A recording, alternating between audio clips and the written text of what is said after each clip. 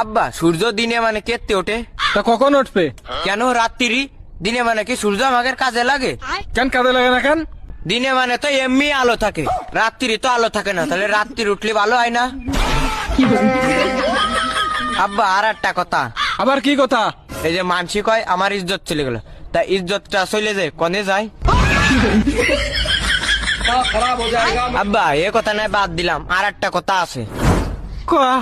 এই যে কাজী সাহেব মানসির বিয়ে পড়ায়, কাজী সাহেবের বিয়েটা পড়ায় কিটা? আব্বা আরো কিছু কবি? হ্যাঁ আব্বা। তা কয়া। আব্বা এই যে মানসি জন্মদিন পালন করে, তো জন্ম রাত পালন করে না কেন? যারা রাত্রি রইলো তারা তো জন্ম রাত পালন করতে পারত।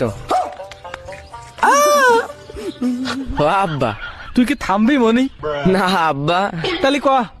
আব্বা এই যে লাইট আছে না, লাইট তো বিভিন্ন কালার হয়, লাল হয়, হলুদ হয়, নীল হয়, সবুজ হয়, কিন্তু কালা কালারের বাল্ব হয় না কেন?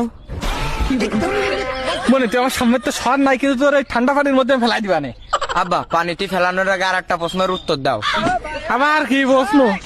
আব্বা জিলেপি যদি একা বেকা না যদি সোজা হইতো, তাহলে জিলেপির নাম কি হইতো? আর আব্বা এই যে শিয়াল মুরগি ধরে, এই মুরগি এই যে আমরা রাইন্দে খাই, তা শিয়াল কাঁচা খায় কেন?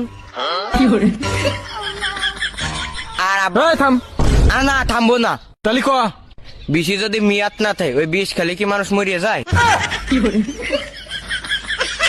আব্বা এটা শেষ কথা, এই যে আমরা চোখ দিয়ে সবকিছু দেখতে পারি, কিন্তু চোখের ভিতর কিছু গিলি এটা দেখতে পারি না কেন? কিন্তু গিলি না আব্বা যাবো না, আর একটা কথা কব। শুয়ারের বাচ্চা আবার তুই আর কি কবি রে?